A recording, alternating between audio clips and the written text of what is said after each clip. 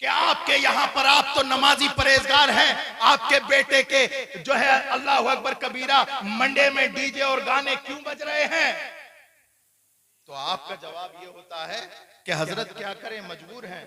रिश्तेदार बैठने को तैयार नहीं थे, रिश्तेदार बैठने को तैयार नहीं, दामाद बैठने को तैयार नहीं, भातैया आने को तैयार नहीं। उनकी शर्त ही ऐसी थी कि जब तक डीजे गाने बाजे नहीं बजेंगे हम तुम्हारे यहाँ शादी में शिरकत नहीं कराएंगे। अरे मैं उन लोगों को सलाम करता हूँ जो ये कहते हो बहनोई होगा अपने घर जाकर के बैठ, भातैया होगा अपने घर का होगा, ये रसूल के आशिक का घर है, यहाँ मौत तो आ सकती है, रसूलुल्लाह की बगावत नहीं हो सकती। जिंदाबाद जिंदाबाद, वाह वाह सुभान।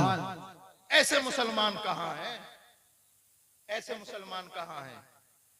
एक वो मुसलमान थे कि जब कुरान ने कहा वस्मऊ आतिऊ, अपने रसूल की सुनो और अमल कर लो, इताअत करो, एक लम्हा भी नहीं सोचते थे कि दरमियान में रसूल ने फरमाया ऐसा तो हमें करना चाहिए कि नहीं।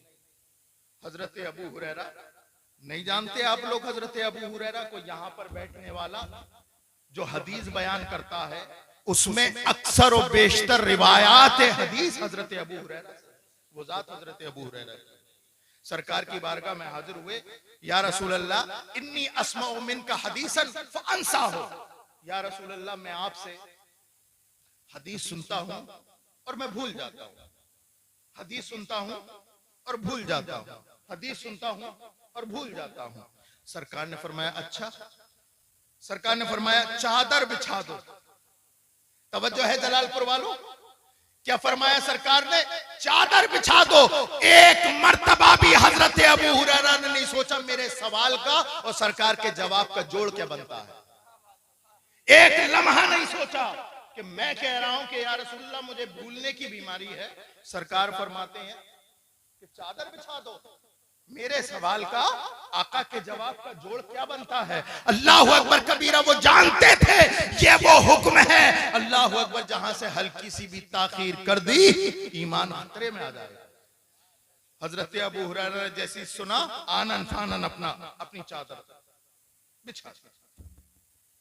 अब सरकार ने यूं हाथ ऊपर किए, फिर यूं किया। रावी कहता है हजरत अबू हुरैरा की चादर में इस तरह से डाल दिया। अब रावी कहता है हुजूर के हाथ खाली थे। तवज्जो चाहूंगा, क्या थे? ऐसे उठाए, ऐसे किए, हजरत अबू हुरैरा की चादर में डाल दिए, चादर में डाल दिए। रावी, जितने रावी हैं सब ये कह रहे हैं कि ऐसे हजरत सरकार के हाथ थे, खाली थे और डाल दिए, खाली थे डाल दिए। हर देखने वाले ने देखा खाली है, डाल दिए। लेकिन मैंने बरेली के इमाम अहमद रजा से पूछा, ए इमाम अहमद रजा, मुकर्रिर तो ये बताते हैं कि हाथ खाली थे, वो कहते हैं, बरेली का इमाम बोलता है अरे नादान, इनके चक्कर में ना पड़ना। अरे सुन, है बस सुभान अल्लाह, इनके चक्कर में मत पड़ना। सुन, मैं बताता हूं कि सरकार के हाथ में क्या है, क्या है, क्या है सरकार के हाथ में। ऐसे ऐसे ऐसे करके पकड़ा और ऐसे रख दिया। अब इमाम कहते हैं मालिक कौनैन है,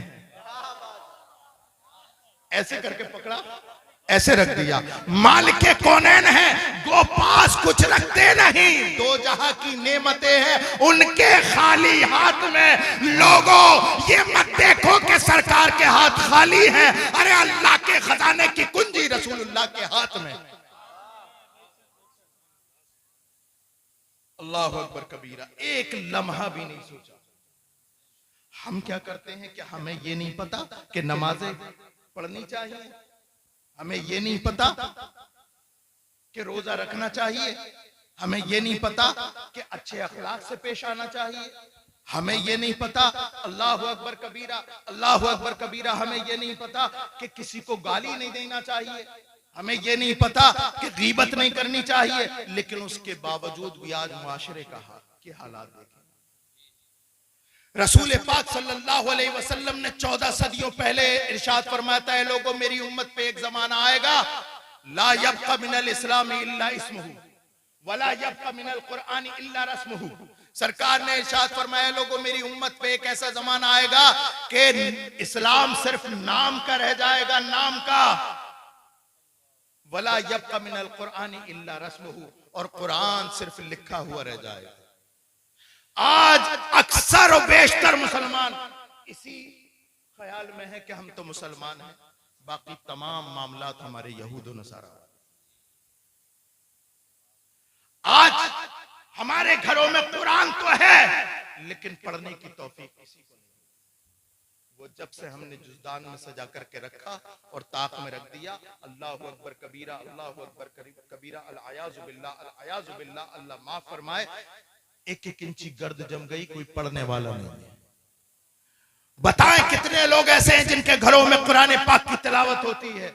चंद लोग होंगे, चंद लोग होंगे, चंद लोग होंगे। ये बताइए कि कुरान ताकों में सजाने के लिए आया?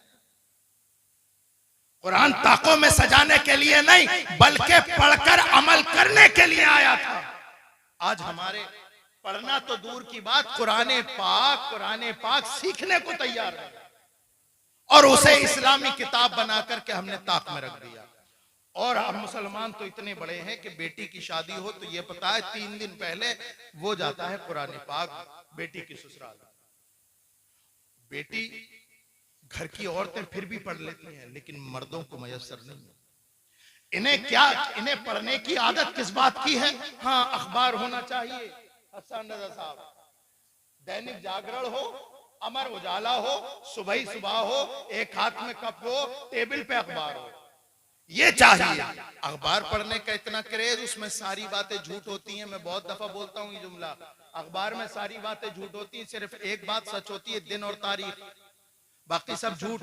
इस झूठ को पढ़ने का इतना बड़ा क्रेज कि जिस दिन अखबार नहीं आया, बीवी से लड़ गया, बेटे से लड़ गया, कहां डाला तूने अखबार, कहां फेंक डाला तूने अखबार। मैं कहता हूं ऐ जलालपुर के गयूर मुसलमान, अखबार पढ़ना है तो पढ़, वरना अगर ना मिले तो मत पढ़। लेकिन अल्लाहु अकबर कबीरा, मैं आपसे पूछना चाहता हूं, आप अखबार क्यों पढ़ते हैं? तो आप कहेंगे हाँ, हम अखबार इसलिए पढ़ते हैं ताकि पता चले कि कल कुदरकी में क्या हुआ था, जलालपुर में क्या हुआ था, अल्लाहु अकबर गदीपुर में क्या हुआ था, मुरादाबाद और लखनऊ में क्या हुआ था। आप अखबार इसलिए पढ़ते हैं ताकि पता चले कि कल क्या हुआ था। मैं कहता हूं जलालपुर के गयूर मुसलमान, अरे तू कुरान पढ़ा कर ताकि तुझे पता चले कि कल क्या होने वाला है। सहरा में, जंगलों में, बयाबान में पढ़ो, मीनार गिर पड़े तो मैदान में पढ़ो। ये बेखबर सहाफी तुम्हें क्या बताएंगे कल होने वाला क्या है? ये कुरान। नारे तकबीर, ना